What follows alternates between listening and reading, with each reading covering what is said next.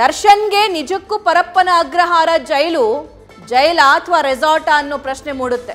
ಹೆಚ್ಚಿನ ಡೀಟೇಲ್ಸ್ ನಮ್ಮ ಕರೆಸ್ಪಾಂಡೆಂಟ್ ಶಿವಕುಮಾರ್ ನೀಡ್ತಾ ಹೋಗ್ತಾರೆ. ಶಿವೋ, ಕಾಫಿ ಆಯ್ತು, ದಮ್ ಆಯ್ತು, ಡಿಪೈ ಚೇರ್ ಎಲ್ಲ ಆಯ್ತು, ಈಗ ವಿಡಿಯೋ, ಫೋನ್ ಸೌಕರ್ಯ ಯಾರು ಮಾಡಿಕೊಡ್ತಾರೆ, ಏನಿದು, ಯಾರ ಜೊತೆ ಮಾತಾಡಿರೋದು, ಡೀಟೇಲ್ಸ್ ನೀಡ್ತಾ ಹೋಗೋದಾದ್ರೆ.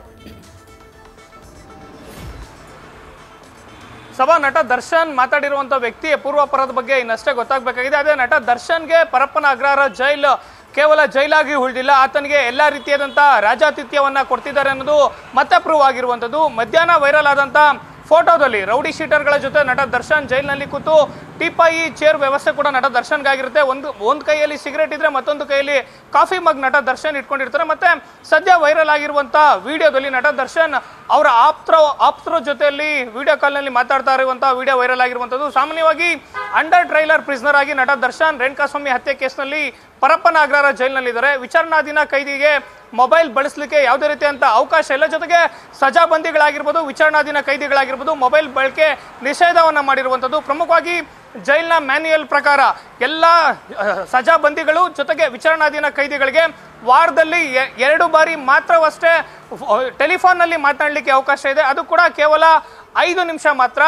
5 ನಿಮಿಷಗಳ ಕಾಲ ಅವರು ಅವರ ವಕೀಲರ ಜೊತೆ ಅಥವಾ ಕುಟುಂಬಸ್ಥರ ಜೊತೆ ಮೊಬೈಲ್ನಲ್ಲಿ, ಫೋನ್ನಲ್ಲಿ, ಅದು ಕೂಡ ಜೈಲಿನಲ್ಲಿ ಇರುವಂಥ ಟೆಲಿಫೋನ್ನಲ್ಲಿ ಮಾತನಾಡಲಿಕ್ಕೆ ಕಾನೂನಲ್ಲಿ ಅವಕಾಶ ಇದೆ. ಆದರೆ ಯಾವುದೇ ರೀತಿಯಾದಂಥ ಮೊಬೈಲ್ ಬಳಕೆ ಮಾಡಲಿಕ್ಕೆ ಅವಕಾಶ ಇಲ್ಲ.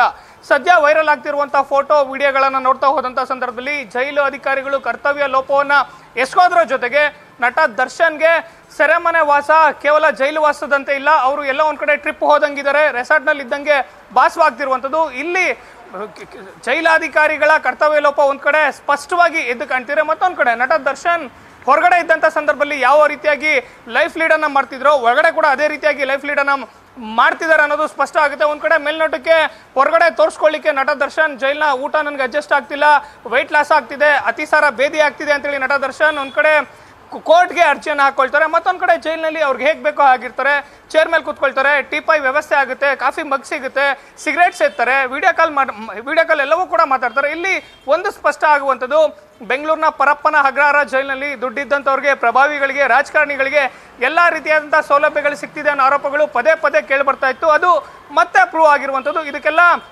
ಕಾರಾಗೃಹ ಇಲಾಖೆಯ ಡಿಜಿಪಿ ಆಗಿರುವಂತಹ ಮಾಲಿನಿ ಕೃಷ್ಣಮೂರ್ತಿ ಅವರು ಸ್ಪಷ್ಟನೆಯನ್ನ ಕೊಡಬೇಕಾಗುತ್ತೆ. ಆದ್ರೆ ಇಷ್ಟೆಲ್ಲ ಫೋಟೋಗಳು ವಿಡಿಯೋಗಳು ವೈರಲ್ ಆದ್ರೂ ಕೂಡ ಕಾರಾಗೃಹ ಇಲಾಖೆಯಿಂದ ಒಂದು ಸ್ಪಷ್ಟನೆ ಕೂಡ ಸದ್ಯಕ್ಕೆ ಮಾಧ್ಯಮಗಳಿಗೆ ಸಿಕ್ಕಿಲ್ಲ. ಕೇವಲ ಇಲಾಖಾ ತನಿಖೆಯನ್ನ, ಅಂದ್ರೆ ಸ್ವಯಂ ಪ್ರೇರಿತ ಸುಮೋಟೋ ಕೇಸನ್ನ ದಾಖಲು ಮಾಡಿಕೊಂಡು ವರದಿಯನ್ನ ಪಡಿತೀವಿ ಅನ್ನೋ ಮಾಹಿತಿಯನ್ನ ಅಷ್ಟೇ ಸದ್ಯಕ್ಕೆ ಸಿಕ್ತಿರುವಂಥದ್ದು. ಅಂದ್ರೆ ದುಡ್ಡಿದ್ರೆ, ಪ್ರಭಾವಿಗಳಾದ್ರೆ, ರಾಜಕಾರಣಿಗಳಾದ್ರೆ ಎಲ್ಲವೂ ಕೂಡ ಸಾಧ್ಯನಾ, ಜೈಲಿನಲ್ಲಿ ಇದ್ರೂ ಕೂಡ ಅವರು ಐಷಾರಾಮಿಯಾಗಿ ಲೈಫ್ ಲೀಡ್ ಮಾಡ್ಬೋದು ಅನ್ನೋದು ಈ ಒಂದು ವಿಡಿಯೋ ಫೋಟೋಗಳನ್ನ ನೋಡಿದ್ರೆ ಸ್ಪಷ್ಟವಾಗ್ತಿರುವಂಥದ್ದು. ಸಭಾ ಒಂದ್ ಕಡೆ ನಟ ದರ್ಶನ್ ಒಂದ್ ಕಡೆ ಹೊರಗಡೆ ಜಗತ್ತಿಗೆ ಅವ್ರಿಗೆ ಊಟ ಸರಿ ಹೋಗ್ತಿಲ್ಲ, ಆರೋಗ್ಯದ ಸಮಸ್ಯೆ ಆಗ್ತಿದೆ ಅಂತೇಳಿ ತೋರಿಸ್ಕೊಳ್ಳುವಂಥ ಪ್ರಯತ್ನವನ್ನ ಮಾಡ್ತಾರೆ. ಮತ್ತೊಂದ್ ಕಡೆ ಜೈಲಿನಲ್ಲಿ ತಮ್ಗೆ ಯಾವ ರೀತಿಯಂತ ಎಲ್ಲ ರೀತಿಯಂತ ಸೌಲಭ್ಯಗಳು ಬೇಕು ಅದನ್ನ ಪಡ್ಕೊಳ್ತಿದ್ದಾರೆ ಅನ್ನೋದು ಈ ಒಂದು ಫೋಟೋ ವಿಡಿಯೋಗಳಿಂದ ಸ್ಪಷ್ಟ ಆಗ್ತಿರುವಂಥದ್ದು. ಸಭಾ ಶಿವು, ನಮ್ಮೆಲ್ಲರಿಗೂ ಪ್ರಶ್ನೆ ಮೂಡುವಂಥದ್ದು, ಜೈಲಿಗೆ ಕಳಿಸೋದು ಪಾಪ ಪ್ರಜ್ಞೆ ಕಾಡ್ಲಿ, ತಾವು ಮಾಡಿರುವಂತಹ ಕೆಲಸಕ್ಕೆ, ತಾವು ಮಾಡಿರುವಂತಹ ಕೆಟ್ಟ ಕೆಲಸಕ್ಕೆ, ಕೊಲೆಗೋ, ದರೋಡೆಗೋ, ಇನ್ಯಾವುದೋ ಆರೋಪಿಗೋ ಆತನಿಗೆ ಅರಿವಾಗ್ಲಿ ಅನ್ನುವಂತಹ ರೀಸನ್ಗೋಸ್ಕರ. ಆದರೆ ಇಷ್ಟೆಲ್ಲ ಸೌಲಭ್ಯ ಅಲ್ಲಿ ಸಿಗ್ಬೇಕಾದ್ರೆ ಯಾಕೆ ಪರಪ್ಪನ ಅಗ್ರಹಾರಕ್ಕೆ ಕಳಿಸ್ಬೇಕು ಅಂತ, ಯಾಕೆ ಜೈಲಿಗೆ ಹಾಕ್ಬೇಕು ಅವ್ರಿಗೆ?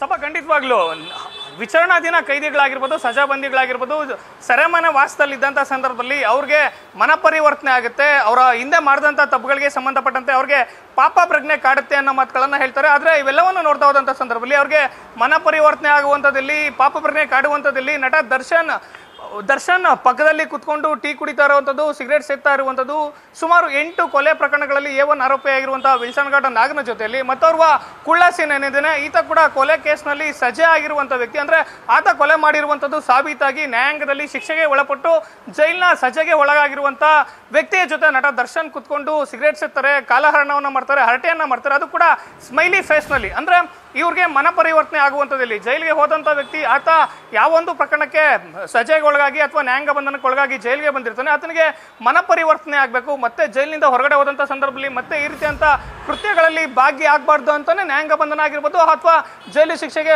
ವಿಧಿಸುವಂಥದ್ದು. ಆದರೆ ಇವೆಲ್ಲವನ್ನು ನೋಡ್ತಾ ಹೋದಂಥ ಸಂದರ್ಭದಲ್ಲಿ ಒಂದ್ ಕಡೆ ರೌಡಿ ಶೀಟರ್ಗಳ ಜೊತೆಯಲ್ಲಿ ಕುತ್ಕೊಂಡು ಟೀ ಪಾರ್ಟಿಯನ್ನ ಮಾಡ್ತಾರೆ, ಹರಟೆಯನ್ನ ಹೊಡಿತಾರೆ, ಯಾವುದೋ ಪಾರ್ಟಿನೋ ಪಬ್ಬೋ ಅಥವಾ ಲಾನ್ನಲ್ಲಿ ಕುತ್ಕೊಂಡು ಯಾವ ರೀತಿಯಾಗಿ ಸಮಯವನ್ನು ಸೆಲೆಬ್ರಿಟಿಗಳು ಕಳೀತಾರೆ, ನಟ ದರ್ಶನ್ ಅದೇ ರೀತಿಯಾಗಿ ಜೈಲಿನಲ್ಲಿ ಇದು ಒಂದು ಕಾಲವನ್ನು ಕಳೀತಾ ಇದ್ರೆ, ಮತ್ತೊಂದು ಕಡೆ ಹೊರಗಡೆ ಇದ್ದಂಥ ಸಂದರ್ಭದಲ್ಲಿ ಆತ್ಮೀಯರು, ಅಭಿಮಾನಿ ಸಂಘಗಳ ಅಧ್ಯಕ್ಷರು ಜೊತೆಗೆ ಅವರ ಆಪ್ತರ ಜೊತೆಯಲ್ಲಿ ಯಾವ ರೀತಿಯಾಗಿ ವಿಡಿಯೋ ಕಾಲ್ನಲ್ಲಿ ಮಾಡ್ತಾರೆ, ನಟ ದರ್ಶನ್ ಅದೇ ರೀತಿಯಾಗಿ ಆತ ಒಬ್ಬ ಜೈಲಿನ ನ್ಯಾಯಾಂಗ ಬಂಧನಕ್ಕೆ ಒಳಪಟ್ಟಂತ ವ್ಯಕ್ತಿ, ಕೊಲೆ ಕೇಸ್ನಲ್ಲಿ ಜೈಲಿನಲ್ಲಿರುವಂಥ ವ್ಯಕ್ತಿ ಅನ್ನೋದನ್ನ ಮರೆತು ನಟ ದರ್ಶನ್ ವಿಡಿಯೋ ಕಾಲ್ನಲ್ಲಿ ಮಾತಾಡ್ತಿರುವಂಥದ್ದು. ರೇಣುಕಾ ಸ್ವಾಮಿ ಹತ್ಯೆ ಪ್ರಕರಣಕ್ಕೆ ಸಂಬಂಧಪಟ್ಟಂತೆ ತನಿಖಾಧಿಕಾರಿಗಳು ಒಂದ್ ಕಡೆ ಇಡೀ ಪ್ರಕರಣಕ್ಕೆ ಸಂಬಂಧಪಟ್ಟಂತೆ 200ಕ್ಕೂ ಹೆಚ್ಚು ಎವಿಡೆನ್ಸ್ಗಳನ್ನ ಕಲೆ ಹಾಕಿದರೆ, ಆರೋಪಿ ಎಷ್ಟೇ ಪ್ರಭಾವಿ ಆಗಿದ್ರು ಕೂಡ ಆತನಿಗೆ ಗರಿಷ್ಠ ಮಟ್ಟದ ಶಿಕ್ಷೆಯನ್ನ ಕೊಡಿಸಬೇಕು ಅಂತೇಳಿ ಒಂದ್ ಕಡೆ ತನಿಖಾಧಿಕಾರಿಗಳು ಪ್ರಯತ್ನವನ್ನ ಪಡ್ತಿದ್ದಾರೆ. ಮತ್ತೊಂದು ಕಡೆ ಇದೇ ಪೊಲೀಸ್ ಇಲಾಖೆ ಅಂಡರ್ನಲ್ಲಿ ಬರುವಂತಹ ಕಾರಾಗೃಹ ಇಲಾಖೆಯ ಜೈಲು ಅಧಿಕಾರಿಗಳು ಕೊಲೆ ಆರೋಪಿಗೆ ಬೇಕಾದಂತ ಎಲ್ಲ ವ್ಯವಸ್ಥೆಗಳನ್ನು ಕೂಡ ಮಾಡ್ತಿರುವಂಥದ್ದು. ಫೋನ್ ಅನ್ನ ಕೊಡ್ತಾರೆ, ಕಾಫಿ ಮಗ್ಗನ್ನ ಕೊಡ್ತಾರೆ, ಟೇಬಲ್ ಅನ್ನ ಕೊಡ್ತಾರೆ, ಜೊತೆಗೆ ರೌಡಿ ಶೀಟರ್ಗಳ ಜೊತೆ ಕುತ್ಕೊಂಡು ಜೈಲಿನಲ್ಲಿ ಮೀಟಿಂಗ್ ಮಾಡ್ಲಿಕ್ಕೆ ಅವಕಾಶವನ್ನ ಮಾಡ್ತಾರೆ ಅಂತ ಹೇಳಿದ್ರೆ, ಒಂದ್ ಕಡೆ ಪೊಲೀಸ್ ಅಧಿಕಾರಿಗಳು ಎಷ್ಟೇ ಕಠಿಣವಾದಂತ ಎಫರ್ಟ್ ಹಾಕಿ ತಮ್ಮ ಕೆಲಸವನ್ನ ಮಾಡಿದ್ರು ಕೂಡ ಕೆಲವೊಂದಷ್ಟು ಭ್ರಷ್ಟ ಅಧಿಕಾರಿಗಳು ಈ ರೀತಿಯಾದಂತ ಸೆಲೆಬ್ರಿಟಿಗಳಿಗೆ ಸಾಥನ್ನ ಕೊಡ್ತಿರುವಂಥದ್ದು. ಸಭಾ ನ್ಯೂಸ್ ಫಸ್ಟ್ ನಿರ್ಭೀತಿಯಿಂದ ನಿಮ್ಮ ಪರವಾಗಿ.